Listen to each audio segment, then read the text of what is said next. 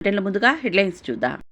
అనంతపురం జిల్లాలో మంత్రి నారా లోకేష్ పర్యటన. కళ్యాణదుర్గంలో ఉత్తమ కార్యకర్తల సమావేశం. హాజరైన లోకేష్ కార్యకర్తలకు దిశానిర్దేశం. చేసింది చెప్పుకోకపోవడం వల్లే గతంలో ఓడిపోయామన్న లోకేష్.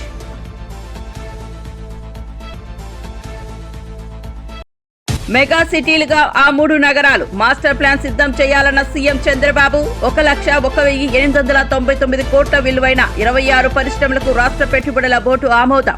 ఈ ప్రాజెక్టుల ద్వారా రాష్ట్రంలో 85,570 మందికి ఉపాధి అవకాశాలు. కేటీఆర్ తో కిషన్ రెడ్డి ఎందుకు జతగట్టారని రేవంత్ రెడ్డి ప్రశ్న. కేటీఆర్ అనే వ్యక్తి ఓ విషపెరుగు అని వెల్లడి. హైడ్రా మీద మీ ఏడుపు ఎందుకు? బతుకమ్మ కుట్టను ఆక్రమించింది ఎవరు అని ప్రశ్నించిన రేవంత్. ఈ రోజు నుంచి తెరుచుకోనున్న ప్రైవేట్ విద్యా సంస్థలు. డిప్యూటీ సీఎం భట్టితో ప్రైవేట్ ఉన్నత విద్యా సంస్థల యాజమాన్యాల చర్చలు సఫలం. తెరుచుకోనున్న ప్రైవేట్ విద్యా సంస్థలు. కాలేజీల యాజమాన్యాలు 1,500 కోట్లు అడిగాయి. ఇప్పటికే 600 కోట్లు విడుదల చేశామని వెల్లడి. ఇక వార్త వివరాల్లోకి వెళ్తే బీజేపీ సీనియర్ నేత కేంద్ర మంత్రి బండి సంజయ్ మాగంటి గోపీనాథ్ మరణంపై కీలక వ్యాఖ్యలు చేశారు. గోపీనాథ్ మరణం పూర్తిగా మిస్టరీగా మారిందని పేర్కొన్నారు. ఆసుపత్రిలో ఉన్న కొడుకుని తల్లి చూడనివ్వలేదంటే ఆ తల్లి ఏ స్థాయి నరకయాతన అనుభవించి ఉంటుందో ఊహించలేమన్నారు. అంతేకాక తండ్రి అంత్యక్రియలు చూడకుండా బీఆర్ఎస్ నేతలు అడ్డుకున్నారని గోపీనాథ్ కుమారుడు చెబుతున్నారని బండి సంజయ్ తెలిపారు.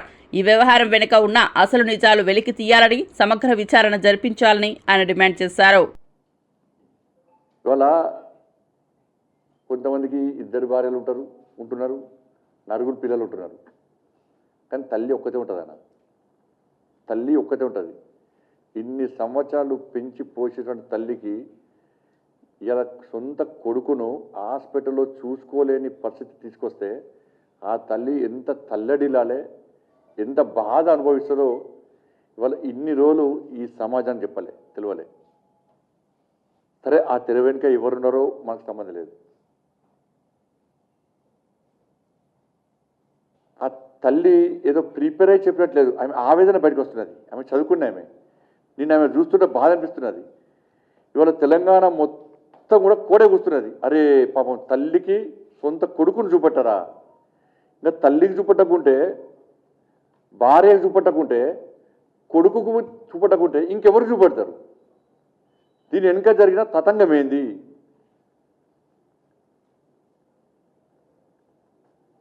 తల్లి డైరెక్టు కేసీఆర్ కొడుకు పేరు చెప్పింది. నా కొడుకు మరణము ఒక మిస్టరీ అన్నది. ఏంటి అది? ఆ రోజే చనిపోయిందా? అంతకంటే ముందే చనిపోయిందా? కొంతమంది కోసము లేట్గా అనౌన్స్ చేసి డిక్లేర్ చేసిరా? దీని మీద విచారణ జరపాల్సిన అవసరం పక్కా ఉంది. హాస్పిటల్ డాక్టర్ల స్టేట్మెంట్ రికార్డ్ చేయాలి, హాస్పిటల్ యాజమాన్యం స్టేట్మెంట్ రికార్డ్ చేయాలి. మాగంటి గోపీనాథ్ గారి యొక్క తల్లి, వాళ్ళ భార్య, వాళ్ళ కొడుకు, వాళ్ళ స్టేట్మెంట్ రికార్డ్ చేయాలి. చూసాను ఇవాళ, నేను వీడియో చూసినాను. వాళ్ళ కొడుకు పేరున్నది తారక్. నేను అమెరికా నుంచి మా నాన్న అంత్యక్రియలో పాల్గొనడానికి వస్తే నన్ను బీఆర్ఎస్ పార్టీకి సంబంధించిన మాజీ మంత్రి ఫోన్ చేసి రావద్దని బెదిరించిండు. ఇది మామూలు స్టేట్మెంట్ కాదు. ఇది వాళ్ళ తల్లి క్లియర్ అయిపోయింది. నేను చూడడానికి పోతే, ఐసీయూలో నా కొడుకుని చూడడానికి పోతే నన్ను చూపెట్టలేదు. కేసీఆర్ కొడుకుతోనే వేడుకున్నా, పట్టించుకోలేదు. ఆయన ఐసీయూలో పోయి చూసొచ్చిండు. ఏం జరిగిందో తెలియదు. నేను మళ్ళీ పోయి మొత్తుకున్నా, చూపెట్టే అవకాశం ఏంటని, చూపెట్టలేదు. ఏం జరిగింది ఆడ? మంత్రి సీతక్క బీఆర్ఎస్ నేతలపై విరుచుకుపడ్డారు. కేటీఆర్, హరీష్ రావు నోటికొచ్చినట్టే అబద్దాలు మాట్లాడుతున్నారని తీవ్ర స్థాయిలో విమర్శించారు. మాగంటి గోపీనాథ్ మరణంపై తప్పుడు ప్రచారంతో ప్రజలను తప్పుదారి పట్టించే ప్రయత్నం చేస్తున్నారని ఆమె మండిపడ్డారు.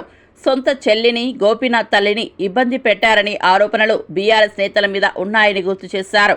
ఓడిపోతున్నామనే భయంతోనే హరీష్ రావు అవాస్తవాలు నీకు ఆడబిడ్డల్ని ఇబ్బంది పెట్టడంలో ఈ రాష్ట్రంలో, ఈ దేశంలో నెంబర్ 1 నువ్వే అనుకుంటా.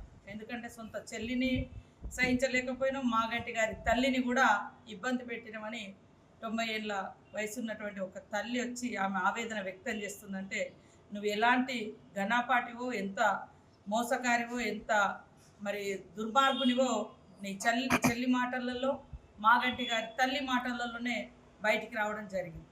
ఇలా హరీష్ రావు గారు బయటకు వచ్చి మరి నిశ్శబ్ద విప్లవం అని అంటున్నారు. ఆ రోజు కూడా 2003 ఎన్నికలలో మాకు నిశ్శబ్ద విప్లవం ఉంది, మేము గెలుస్తున్నాం అంటే ఆ మాట నిన్ను నిండా ముంచింది. ఈరోజు నిశ్శబ్ద విప్లవం ఉంది, వన్ సైడ్ మీకు ఎన్నికలు జరుగుతున్నాయి, వన్ సైడ్ మేము గెలవబోతున్నామని బింకాలు మాట్లాడుతున్నాం. ఓడిపోతున్నాం అనేటువంటి భయంతో నువ్వు వచ్చి అవాస్తవాలను మాట్లాడుతున్నావు. అందుకనే ఇవాళ భయము అనేది మీకు పట్టుకున్నది, ఓటమి భయం మీకు పట్టుకున్నది, ప్రజల్ని బ్లాక్మెయిల్ చేయడం మీకు పట్టుకున్నది. వికాసం కాదు, విధ్వంసం చేసిరు హైదరాబాదును, ఆ తెలంగాణ ప్రజల యొక్క జీవితాలను విధ్వంసం చేసిరు మీరు. ఇవాళ తెలంగాణ ప్రజల కోసం తెలంగాణ ఇచ్చిన కాంగ్రెస్ పార్టీగా తెలంగాణ ప్రజల యొక్క ఇబ్బందులు తెలిసి అవన్నీ పరిష్కరిస్తూ పేదలకు ఇల్లులు కానీ, పేదలకు మరి సన్నబియ్యం కానీ, కనీసం 10 ఏళ్లలో రేషన్ కార్డులు కూడా ఇవ్వనటువంటి దుర్మార్గమైనటువంటి దుష్టపాలన మీది. కర్నూలు బస్సు ప్రమాదంపై వైఎస్ఆర్సీపీ లీగల్ సెల్ అధ్యక్షుడు మనోహర్ రెడ్డి ప్రభుత్వం వైఖరిపై మండిపడ్డారు. నిబంధనలకు విరుద్ధంగా హైవేలపై బార్లు, బెల్టు షాపులు విచ్చలవిడిగా నడుస్తున్నాయనే వాస్తవం ఎవరికీ తెలియదా అని ప్రశ్నించారు. ప్రమాదానికి కారణమైన వ్యక్తులు ఎక్కడ మద్యం కొనుగోలు చేశారో చెప్పమని అడిగితే ప్రభుత్వం కేసులు పెడుతోందా అని ఆగ్రహం వ్యక్తం చేశారు. ప్రజల ప్రాణాలతో ఆటలాడుతున్న అధికారులపై చర్యలు తీసుకోవాల్సింది పోయి ప్రశ్నించేవారినే బెదిరించడం సరికాదని వ్యాఖ్యానించారు. ఈ ప్రమాదానికి బాధ్యులైనటువంటి వ్యక్తులు కల్తీ మద్యం కూడా సేవించారని, ఇది నిజమో కాదో ప్రభుత్వం స్పష్టంగా చెప్పాలని ప్రశ్నలు వేస్తే వాళ్ళపైన ఇవాళ కర్నూలు పోలీసులు నోటీసులు ఇస్తున్నారు. కేసులు పెట్టి కర్నూలు 3 టౌన్ డిఎస్పి ముందర హాజరు కావాలని ఇప్పటికే దాదాపు 27 మంది పైన కేసులు పెట్టారు.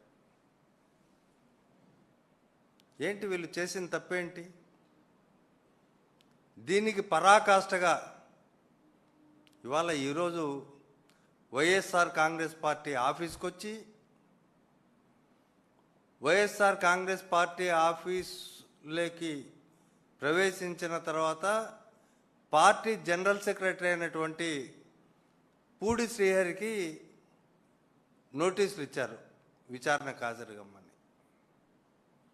ఏంటి అతనికి ఏం సంబంధం? వైఎస్ఆర్ కాంగ్రెస్ పార్టీ వాళ్ళు పొద్దున్నుంచి లేచి రాత్రి వరకు నిత్యం జగన్ గారు నిద్రపోనివ్వడంలే వాళ్ళని. వైఎస్ఆర్ కాంగ్రెస్ పార్టీ కళ్ళలేకి వస్తుంది కాబట్టే వాళ్ళు బయటకు వచ్చింది మీకు 11 సీట్లే అంటున్నప్పటికీ నిత్యము గజగజ వణుకుతున్న పరిస్థితి వస్తుంది. తంబల్లపల్లి అసెంబ్లీ నియోజకవర్గ ఇన్ఛార్జిగా ఉన్నటువంటి జయచంద్రారెడ్డి ఈ కల్తీ మద్యానికి మూల కారకుడు, అలాగే కట్టా సురేంద్ర నాయుడు, వీళ్ళంతా తెలుగుదేశం వాళ్ళే. మరి కాబట్టే వాళ్ళపైన చర్యలు తీసుకోలే. మీరు అధికారంలో ఉన్న పార్టీకి వ్యతిరేకంగా మాట్లాడితే మేము కేసులు పెడతాం అనే పరిస్థితికి ఈ రాష్ట్ర ప్రభుత్వం వచ్చింది. రెడ్ బుక్ రాజ్యాంగంలో ఇది చాలా పై స్థాయికి వెళ్ళిపోయారు. మాలపాటి భాస్కర్ రెడ్డి అని ఈ మధ్యనే యూకేలో ఉంటాడు. అతను యూకే సిటిజన్ యాక్చువల్గా, దాదాపు ఎప్పుడో 15 సంవత్సరాల క్రితం వెళ్ళాడు. ఇక్కడ వాళ్ళ తండ్రి చనిపోతే చూడ్డానికి వచ్చాడు పాపం. వస్తే అతని పైన అకారణంగా ఏదో ఒక మిషతో గతంలో ఎప్పుడో 10 ఏళ్ల క్రితం తెలుగుదేశం పార్టీని తిట్టాడని ఒక కేసు పెట్టారు. ఎవరి ద్వారా? తెలుగుదేశం పార్టీ నాయకుల ద్వారా. సరే, ఆ కేసులో బెయిల్ వస్తుందని తెలిసింది. వెంటనే ఏం చేశారు? పోలీసు వాళ్ళనే కొట్టారు అతనితో పాటు ఇంకో కేసు పెట్టారు. వైఎస్ఆర్సీపీ అధికార ప్రతినిధి కొండా రాజీవ్ గాంధీ కూటమి ప్రభుత్వంపై విమర్శలు గుప్పించారు. వైఎస్ జగన్మోహన్ రెడ్డి పాలన టార్చ్ బేరర్ల ప్రజలకు మార్గదర్శకంగా నిలిచిందని తెలిపారు. ఆయన హయాంలో ప్రజలకు మెరుగైన వైద్యం అందించారని, ఆ సమయంలో ప్రభుత్వ ఆసుపత్రులు ఆధునిక సదుపాయాలతో నిండిపోయి ఉన్నాయని గుర్తు చేశారు. కానీ నేడు కూటమి ప్రభుత్వం వైఫల్యం పాలనతో ప్రభుత్వ ఆసుపత్రులకు కరెంట్ సప్లై ఇవ్వలేని దుస్థితి నెలకొందని అన్నారు. నేను అడుగుతున్నా, ఏ విశాఖపట్నంలో ఎన్ని సంస్థలు లేవు? సరే, మీ ప్రభుత్వానికి బాధ్యత లేదు, మీకు చేతగా లేదు, మీరు ఏర్పాటు చేయలేకపోయారు. Waste government. బట్ మానవత్వం లేదా? హ్యుమానిటేరియన్ గ్రౌండ్స్ మీకు లేవా? ఏ విశాఖపట్నంలో స్టీల్ ప్లాంట్ ఉంది, హెచ్పిసిఎల్ ఉంది, లేదు అనుకుంటే దివీస్ ఉంది, ఫార్మా ఉంది, ఎస్ఈజెడ్ ఉంది. ఎంతమంది పెద్ద పెద్ద కంపెనీలు లేవండి? వాళ్ళని అడిగితే వాళ్ళ దగ్గర ఉన్నటువంటి జనరేటర్స్ పంపించరా, లేదా వాళ్ళ అద్దె తీసుకుని పంపించరా? అంటే మీరు కనీసం పట్టించుకోలేదు. This is clear cut negligence of the government. మీ ప్రభుత్వ నిర్లక్ష్య వైఖరి వల్ల నిన్న ప్రజలు నరక యాతన పడ్డారు, పేద రోగులు ఇబ్బంది పడ్డారు. చనిపోయినటువంటి మహిళ ఎవరైతే దేవి అని మరిపాలనకు చెందినటువంటి 45 ఏళ్ల మహిళ, ఆమె చనిపోయిందని ఆమె సోదరు చెప్తా ఉంది. ఆ వీడియోలు వైరల్ అవుతా ఉన్నాయి సోషల్ మీడియాలో. ఎవరు సమాధానం చెప్తారు? కలెక్టర్ గారు సమాధానం చెప్తారా, లేదంటే మంత్రి గారు సమాధానం చెప్తారా? ఆవిడ చెప్తుంది, నా చెల్లి వాయిస్ నాకు తెలీదా, నా చెల్లి ఊపిరాడక గాలి లేక ఇబ్బందులు పడుతున్నానంటూ నాకు చెబుతూ ఫోన్ లో ఆమె చనిపోయిందని చెప్పి కన్నీటి పరివంతం అవుతుందే. మీకు కొంచెమైనా మానవత్వం లేదా అని నేను అడుగుతున్నా. నిన్న విశాఖపట్నం కేజీహెచ్ లో ఇబ్బందులు పడి ఉసురు మన్న రోగుల ఉసురు తగిలి ఈ చంద్రబాబు నాయుడు ప్రభుత్వం మట్టి గొట్టగా పోక తప్పదు అని చెప్పి తెలియజేస్తూ, ఊరికే సమిట్ల పేరు చెప్పి అభివృద్ధి ముసుగులో రంగులు మార్చుకుంటూ విశాఖపట్నం ఊరు వాడా కూడా zebra lines white and black అని మార్చి ఎల్లో అండ్ బ్లాక్ గా చేస్తున్నటువంటి మీ ప్రభుత్వం, మీ ప్రచార యావ మీద పెట్టినటువంటి శ్రద్ధ ప్రజా ఆరోగ్యం మీద మీరు పెట్టాలని చెప్పి ఈ ప్రభుత్వాన్ని నేను డిమాండ్ చేస్తా ఉన్నా. మాగంటి గోపీనాథ్ మరణంపై జరుగుతున్న రాజకీయ చర్చలపై సీఎం రేవంత్ రెడ్డి స్పందించారు. ఈ ఘటనను తాను ఎట్టి పరిస్థితుల్లోనూ రాజకీయం చేయదలుచుకోలేదని స్పష్టం చేశారు. గోపీనాథ్ తల్లి ఆరోపణల మేరకు కేటీఆర్ వచ్చే వరకు మరణాన్ని ధృవీకరించలేదని, వేలిముద్రలు కూడా తీసుకున్నారనే వార్తలు వస్తున్నాయని పేర్కొన్నారు. ఈ ఆరోపణలపై ప్రభుత్వం సీరియస్ గా ఉందని, చట్టం తన పని తాను చేసుకుపోతుందని తెలిపారు. కమాండ్ కంట్రోల్ రూమ్ కానీ కట్టినరు. రైతుల కోసం 1 కోటి ఎకరాలకు నీళ్లు ఇస్తామని చెప్పి 1,00,000 కోట్లు ఖర్చు పెట్టిన కాళేశ్వరం కూలిపోయింది. ఈ తెలంగాణ రాష్ట్రానికి ప్రయోజనం చేకూర్చే విధంగా ఏ ప్రణాళికలైనా కేసీఆర్, నరేంద్ర మోడీ గారు, కిషన్ రెడ్డి గారు, కేటీఆర్ గారు చేసిండ్రా? పోల్చి చూడండి. 10 సంవత్సరాల వాళ్ళ పరిపాలనను పోల్చండి, విశ్లేషించండి. మీడియా మిత్రులు మీరు పూర్తిగా ప్రణాళికబద్ధంగా ఒక్కొక్క డిపార్ట్మెంటుని, అగ్రికల్చర్, ఇరిగేషన్, ఎడ్యుకేషన్, మున్సిపల్, ఇట్లా ఏ శాఖకు ఆ శాఖకు విడదీయండి. ఏదైనా ఒక ప్రణాళికతోని వీళ్ళు ఏమైనా వ్యూహరచన చేసిండ్రా? 16,000 కోట్ల మిగులు బడ్జెట్తో అప్పచెప్తే 8,11,000 కోట్ల రూపాయల అప్పుతోని మాకు అప్పచెప్పారు. ఏ ఒక్క రోజు కూడా భవిష్యత్ ప్రణాళికలను ఏమైనా రచించిండ్రా? హైటెక్ సిటీ పక్కన కట్టిన శిల్పారామం కూడా ఆనాడు మేము నిర్మించిందే. ఈ రోజు ఐటీ కంపెనీలు కానీ, ఫార్మా కంపెనీలు కానీ, ఎడ్యుకేషనల్ ఇన్స్టిట్యూట్స్, ఐఎస్బి కావచ్చు, నల్సర్ కావచ్చు, IIIT కావచ్చు, ఇట్లా చెప్పుకుంటూ వెళ్తే చాలా అంతర్జాతీయ ప్రమాణాలు కలిగిన విద్యా సంస్థలు ఈరోజు సిలికాన్ వ్యాలీని మనోళ్ళు డిక్టేట్ చేయగలుగుతున్నారంటే ఆనాడు మేము ఏర్పాటు చేసిన విద్యా సంస్థలే ఈరోజు ప్రపంచ స్థాయిలో మనకు గుర్తింపు తీసుకొచ్చినాయి. ఒక్క అదనపు ఎయిర్పోర్ట్ అయినా మన తెచ్చిండా? మేం కట్టిన శంషాబాద్ అంతర్జాతీయ ఎయిర్పోర్టే తప్ప 10 సంవత్సరాలలో ఒక్క కొత్త రైల్వే లైన్ కానీ, ఒక్క కొత్త అంతర్జాతీయ ఎయిర్పోర్ట్ కానీ, పోనీ డొమెస్టిక్ ఎయిర్పోర్ట్ కానీ, లేకపోతే మనకు ఇలాంటి అభివృద్ధి కార్యక్రమాలు ఏమైనా తీసుకొచ్చిండ్రా వీళ్ళిద్దరూ? మనం ఇచ్చిన ITIRను రద్దు చేయడం తప్ప. జూబ్లీహిల్స్ ఉప ఎన్నికల ప్రచారంపై పర్యాటక మరియు ఎక్సైజ్ శాఖ మంత్రి జూపల్లి కృష్ణారావు కీలక వ్యాఖ్యలు చేశారు. జూబ్లీహిల్స్ నియోజకవర్గంలో అధిక మెజార్టీతో గెలుస్తామనే నమ్మకం ఉందని తెలిపారు. ఈ విషయం బీఆర్ఎస్ నేతలకు జీర్ణించుకోకపోవడం కష్టంగా మారిందని వ్యాఖ్యానించారు. అందుకే వారు అసత్య ప్రచారాలు చేస్తూ ప్రజల్లో గందరగోళం సృష్టిస్తున్నారని ప్రయత్నిస్తున్నారని విమర్శించారు. రేవంత్ రెడ్డి నాయకత్వంలో రాష్ట్ర ప్రభుత్వం అభివృద్ధి పథంలో ముందుకు సాగుతుందని జూపల్లి పేర్కొన్నారు. అట్లాగే బాకీ కార్డు అని టీవీలు పెట్టి గలీలలో చూపించే ప్రయత్నం చేస్తూ ఉన్నారు. మీ బాకీ కార్డు 2,500 రూపాయలు పెన్షన్ ఎక్కడ పోయింది, తులం బంగారం ఎక్కడ పోయింది అని చూపిస్తూ ఉన్నారు. నేను కేటీఆర్ను సూటిగా సవాల్ విసురుతా ఉన్నా. ఎవరికి బాకీ పడ్డరు లెక్క చూస్తే? ఎందుకంటే మీరు చెప్పిందేదో ప్రజలు నమ్ముతారు అనుకుంటున్నారు. మీరు పెయిడ్ డబ్బులు ఇచ్చి సోషల్ మీడియాలో అడ్డగోలు రాయించేటువంటి అబద్ధాన్ని నమ్ముతారు మీరు అనుకుంటా ఉన్నారు. ఎవరికి బాకీ పడ్డరు ఒక లెక్క నా ప్రశ్న సమాధానం చెప్పు. ఈ రోజున కాంగ్రెస్ ప్రభుత్వము గడిచిన 2 సంవత్సరాల కాలంలో ప్రధానంగా చెప్పినటువంటి అంశాలని అమలు చేస్తూ ఉన్నాం. సరే, అది ఫ్రీ బస్ అయినా, రేషన్ కార్డులు అయినా, అట్లాగే ఆర్టీసీ బస్సు కావచ్చు, గ్యాస్ సిలిండర్ కావచ్చు, 500, 200 కరెంటు కావచ్చు, చేస్తూ ఉన్నాం. ఇది కాకుండా 1,000 కోట్ల రూపాయలతోటి రుణమాఫీ చేసినాం. 22,000 కోట్లతోటి ఇందిరమిల్లు కట్టిస్తూ ఉన్నాం. మోస్ట్ ఆఫ్ ది అంటే ప్రతి నియోజకవర్గంలో ఇంచుమించుగా 200 కోట్ల రూపాయలతోటి ఇంటిగ్రేటెడ్ స్కూల్స్ కట్టిస్తూ ఉన్నాం. ఇవన్నీ కూడా ఇవే కాకుండా చెప్పనివి కూడా చేస్తూ ఉన్నాం. సన్న బియ్యం ఇస్తామని చెప్పలే, దాంతోపాటుగా సన్నవడ్లకు 500 రూపాయలు బోనస్ ఇస్తామని చెప్పలే, అవి కూడా చేస్తాం. ఇట్లా చాలా ఉన్నాయి. మేము బాకీ పడలే. అయినా మా ప్రభుత్వం వచ్చి 2 ఏళ్ళు అయింది, ఇంకా 3 సంవత్సరాల కాలం ఉంది. మరి 2 సంవత్సరాల కాలంలో ఇవన్నీ మేము అమలు చేస్తూ ఉంటే ఏ పరిస్థితులు అమలు చేస్తూ ఉన్నాం? రాష్ట్ర ఆర్థిక పరిస్థితి మీరు పరిపాలించిన 10 సంవత్సరాల పాలన పుణ్యమాని 75,000 కోట్ల రూపాయలు వడ్డీ కడతా ఉన్నాం సంవత్సరానికి. అంటే నెలకు 600 కోట్లు. ఈ నాన్నగారు అంటే కల్వకుంట్ల చంద్రశేఖర్ మాజీ ముఖ్యమంత్రి 2 జూన్ 2014లో ముఖ్యమంత్రి పదవి చేపట్టినప్పుడు మీరు ఎంత కడతా ఉంటున్నాడు అంటే గతంలో 64 సంవత్సరాల పాటు 22 మంది ముఖ్యమంత్రి పరిపాలన చేస్తే రాష్ట్రంలో ఎన్నో రకాల అభివృద్ధి జరిగిన తర్వాత కూడా, ఇంక్లూడింగ్ తెలుగుదేశం పార్టీ ముఖ్యమంత్రి చంద్రబాబు నాయుడు తర్వాత ఎన్టీ రామారావు పరిపాలన చేసిన తర్వాత కూడా రాష్ట్రం పైన ఉన్న అప్పు 65,000 కోట్లు ఉండే. ఈ 65,000 కోట్ల అప్పుకు అంటే ఆల్మోస్ట్ 90 పైసల వడ్డీ చోటి నెలకు 650 కోట్లు కడతా ఉంది. అంటే ఇయర్లీ ఒక 7,000 కోట్ల రూపాయల దాకా వడ్డీ కడతాం. కల్తీ మద్యం కేసు విషయంలో మాజీ మంత్రి జోగి రమేష్ పై వివాదాస్పద వ్యాఖ్యలు చేశారు ఎమ్మెల్యే కొలికిపూడి శ్రీనివాసరావు. కేసును తప్పుదోవ పట్టించే ప్రయత్నం జరుగుతోందని ఆయన తెలిపారు. నిజానికి కల్తీ మద్యం తయారీకి జోగి రమేష్ నే ప్రధాన కారణమని ఆరోపించారు. కానీ బాధ్యతను ఎన్టీఆర్ జిల్లాపై మోపాలని ప్రయత్నిస్తున్నారని విమర్శించారు. ఈ అక్రమ వ్యవహారంలో జోగి రమేష్ ఆస్తులను వెంటనే జప్తు చేయాలని డిమాండ్ చేశారు. గత ప్రభుత్వంలోనే కల్తీ మద్యానికి సంబంధించి రాష్ట్రంలో అనేక ప్రాంతాల్లో ఆ కల్తీ మద్యం తయారీకి సంబంధించిన ఒక రకమైన ఫ్యాక్టరీలను నిర్మించి కల్తీ మద్యం తయారు చేసి వేలాది మంది ప్రజల ప్రాణాలు పోవడానికి కారణమైన గత ప్రభుత్వ వారసత్వంగా జోగి రమేష్, ఆయన బినామీలు, ఆయన వ్యాపార భాగస్వాములు ఇప్పుడు కూడా అదే అరాచకం కొనసాగించాలని చేసిన ప్రయత్నం తెలిసికొట్టి ఈరోజు వాళ్ళు కటకటాలు పాలన జరిగింది.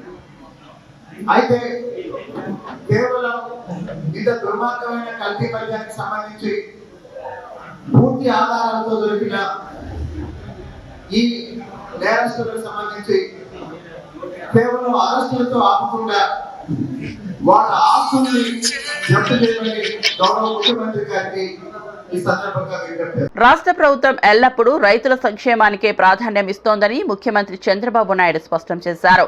రైతులకు అధిక లాభాలు రావాలంటే సాగు ఖర్చు తగ్గి ఉత్పత్తి పెరగడం అత్యవసరమని పేర్కొన్నారు. రైతు భారం తగ్గించేందుకు సాంకేతిక పరిజ్ఞానం, ఆధునిక పద్ధతులు ఉపయోగించేలా చర్యలు తీసుకుంటున్నామని తెలిపారు.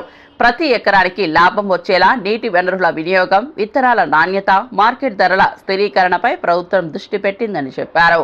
రైతుకు ఆదాయం పెరగాలంటే ఖర్చులు తగ్గాలి, ఉత్పత్తి పెరగాలి, అప్పుడే ఆదాయం పెరిగే పరిస్థితి వస్తుంది. అందుకే మొన్న కూడా మీరు చూస్తే ఎప్పుడు తెలుగుదేశం పార్టీ అధికారం ఉన్నా రైతు సంక్షేమం కోసం పనిచేస్తున్నాం. ఎప్పుడు కూడా తలసరి ఆదాయం కానీ ఇంకొక పక్కన ఏదైతే అగ్రికల్చర్ జిఎస్టిపి కాంట్రిబ్యూషను ఎప్పుడూ తెలుగుదేశం వస్తే ఎక్కువగా ఉంటుంది. ఈ సంవత్సరం మీరు చూస్తే 14-19 5 వ్యవసాయ రంగం జిఎస్టిపిలో 16.6% పెరిగింది క్యుములేటివ్గా 5 ఏళ్ళు చూస్తే.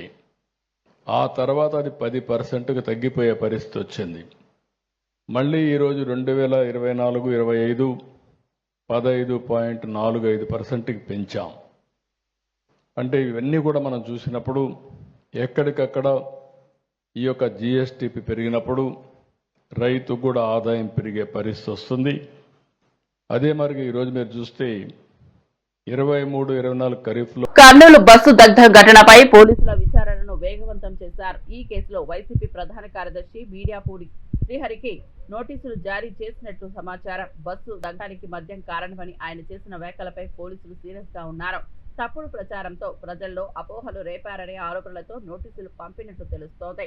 ఇప్పటికే ఈ కేసులో 27 మంది పోలీసులు చర్యలు తీసుకున్నారు. సాక్ష్యాధారాల ఆధారంగా విచారణ కొనసాగుతోందని ఎవరైనా నిరాధార ఆరోపణలు చేస్తే చట్టపరంగా ఎదుర్కోవాల్సి ఉంటుందని అధికారులు హెచ్చరించారు.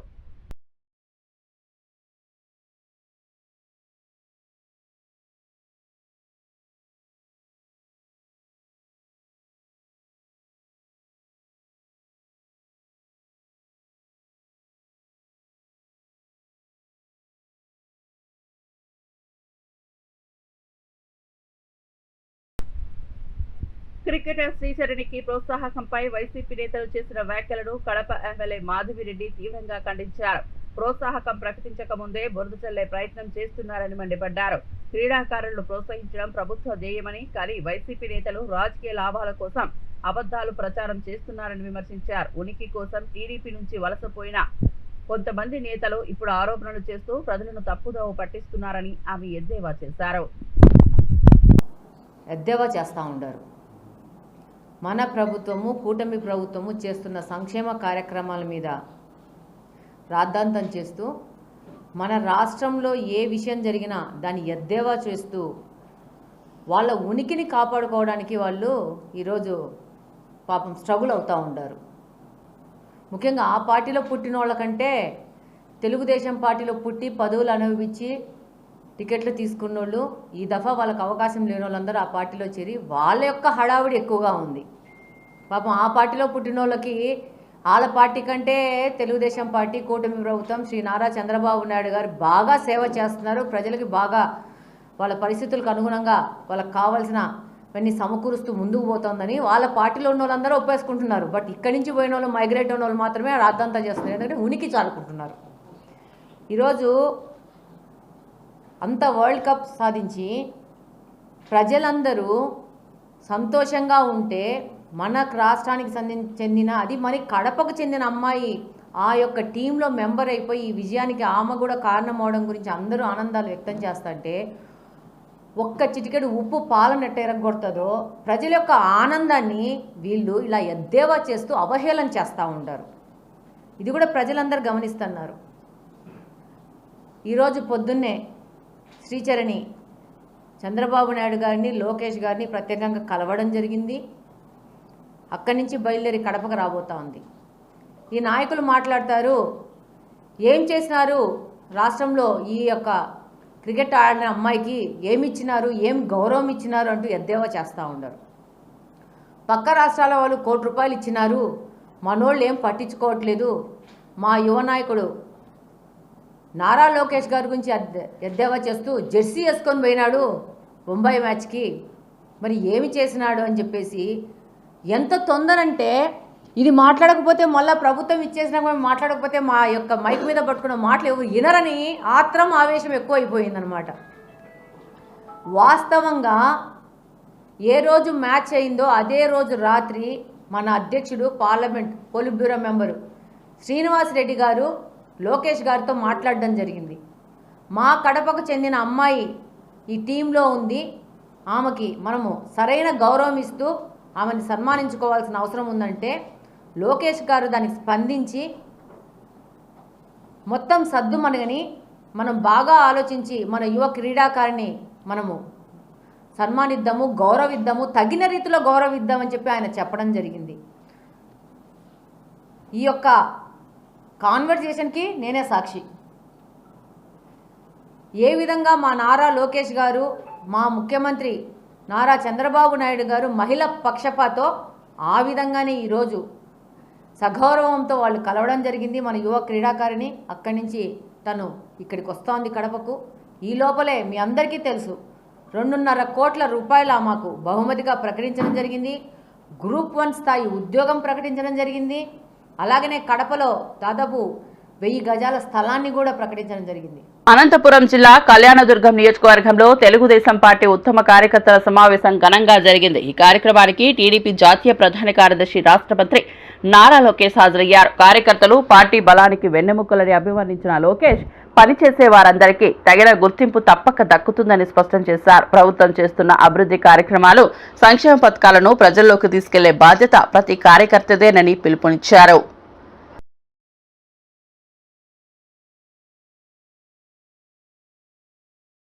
పల్లె పండుగ 2.0 కార్యక్రమంపై డిప్యూటీ సీఎం పవన్ కళ్యాణ్ సమీక్ష నిర్వహించారు. పంచాయతీరాజ్, గ్రామీణాభివృద్ధి, గ్రామీణ నీటి పారుదల శాఖల ఉన్నతాధికారులతో పవన్ సమీక్షా సమావేశం నిర్వహించారు. గ్రామీణ ప్రాంతాల అభివృద్ధిలో పల్లె పండుగ కీలక పాత్ర పోషిస్తోందని పేర్కొన్నారు. త్వరలో Jio rural road management system అందుబాటులోకి రానున్నట్లు వెల్లడించారు.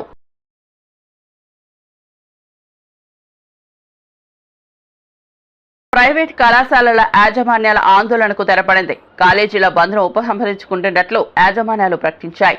విద్యాశాఖకు సంబంధించిన వివిధ డిమాండ్లపై ప్రభుత్వం ఇచ్చిన హామీలతో వారు సంతృప్తి వ్యక్తం చేశారు. ఈ పరిణామానికి డిప్యూటీ సీఎం బట్టి విక్రమార్క, మంత్రి కోమటిరెడ్డి వెంకటరెడ్డి మధ్య జరిగిన చర్చలే కారణమయ్యాయి. డిప్యూటీ సీఎం బట్టితో సమావేశమైన ప్రైవేట్ కళాశాలల యాజమాన్యాలు తమ సమస్యలను వివరించగా ప్రభుత్వం వాటి పరిష్కారానికి తగిన చర్యలు తీసుకుంటుందని బట్టి హామీ ఇచ్చారు. ఈరోజు కళాశాల యాజమాన్యాలు ముఖ్యంగా వారి అసోసియేషన్ ఫాతి సంబంధించి వారందరితో కూర్చొని మాట్లాడటం జరిగింది. వారికి గతంలో చెప్పినట్టు 1200 కోట్లకు సంబంధించి 600 కోట్లు గతం రిలీజ్ చేశాం. ఇంకో 600 కోట్లు రిలీజ్ చేయమని అడిగారు. ఈ నెలలో దానికి సంబంధించి వెంటనే 2-3 రోజుల్లో వాటి పరిష్కారం చేస్తూ అదనంగా ఇంకో 300 కోట్లు కూడా, అంటే మొత్తంగా 1500 కోట్లకు సంబంధించి వారు అడగటం జరిగింది. తప్పనిసరిగా వాటిని పరిష్కారం చేసే దిశలో ఒక యాక్షన్ ప్లాన్ కూడా ప్రకటించి వారికి చెప్పడం జరిగింది. దీన్ని సానుకూలంగా వారు కూడా స్పందించి అర్థం చేసుకొని ఇప్పటికే వారు కళాశాల బంద్ సంబంధించి 3వ తారీఖు నుంచి ప్రకటించి బంద్లో పెట్టినటువంటి వ్యవస్థని భవిష్యత్తులో ఆ బంద్ను కంటిన్యూ చేయాలనుకున్నటువంటి ఆలోచన కూడా ఈ చర్చల ద్వారా తీసుకున్న నిర్ణయం ద్వారా వారు విరమించుకోవటమే కాకుండా వారు అనుకుంటున్నటువంటి 8th నాడు ప్రపోజ్ చేసుకున్న ఫ్యాకల్టీ మీటింగ్ కానీ లేకపోతే 15th నాడు స్టూడెంట్స్తో పెట్టుకున్నటువంటి మీటింగ్ కానీ వీటన్నిటిని కూడా విరమించుకుంటున్నట్టుగా వారందరూ ఈ ప్రకటించిన తర్వాత ఈ అసోసియేషన్ వారు చెప్పడం జరిగింది. తప్పనిసరిగా వారు ప్రభుత్వం పరంగా రాష్ట్ర ముఖ్యమంత్రి, గౌరవ ముఖ్యమంత్రి రేవంత్ రెడ్డి గారు, అట్లాగే క్యాబినెట్ అంతా కూడా ఆలోచన చేసి ఉప ముఖ్యమంత్రి గారు, నేను, వాళ్ళ కోమటిరెడ్డి వెంకటరెడ్డి గారు ఈరోజు వారందరితో కూర్చొని చర్చించి తగు సానుకూలమైనటువంటి నిర్ణయం తీసుకుని ఈరోజు ఇప్పుడు ప్రకటిస్తా ఉన్నాం. దీంతో రేపటి నుంచి ఈ బంద్ అనేది ఉండదు. ప్రతి నెల ఎంతో కొంత కంపల్సరీ ఈ ప్రభుత్వం ప్రతిష్టాత్మకంగా తీసుకున్నటువంటి ఫీజు రియంబర్స్మెంట్ సంబంధించి ఇప్పుడు అనుకున్న 1500 కోట్లతో పాటు ఈ రాబోయే రోజుల్లో కూడా భవిష్యత్తులో దీన్ని ఒక ప్లాన్డ్గా ఈ ఇష్యూస్ సార్ట్అవుట్ చేసుకుంటూ ముందుకు పోయేటువంటి కార్యక్రమం కూడా చేయబోతున్నాం. అట్లాగే ఈ ఫీజు రియంబర్స్మెంట్ సంబంధించి రాష్ట్ర ప్రభుత్వాన్ని వారి గతంలో జరిగినటువంటి సమావేశంలో ఒక కమిటీ వేయాలని అడిగారు. ఆ కమిటీలో భవిష్యత్తులో ఏ రకమైనటువంటి రిఫార్మ్స్ తీసుకొని రావాలనేటువంటి ఆలోచనతో కొన్ని సహేతుకమైనటువంటి ఆలోచనలు వాళ్ళు పంచుకుంటామని చెప్పారు. దానికి సంబంధించి ఆ కమిటీని కూడా వేయటం జరిగింది. ఆ కమిటీ త్వరితగతిన కూర్చొని ఎంత తొందరగా వీలైతే అంత తొందరగా ఆ కమిటీ రిపోర్ట్ కూడా ఇవ్వాల్సిందిగా కూడా వారికి విజ్ఞప్తి చేయడం జరిగింది. Thank you. బులెటిన్ ముగించే ముందు హెడ్లైన్స్ మరోసారి చూద్దాం. అనంతపురం జిల్లాలో మంత్రి నారా లోకేష్ పర్యటన. కళ్యాణదుర్గంలో ఉత్తమ కార్యకర్తల సమావేశం. హాజరైన లోకేష్ కార్యకర్తలకు దిశానిర్దేశం. చేసింది చెప్పుకోకపోవడం వల్లే గతంలో ఓడిపోయామన్న లోకేష్.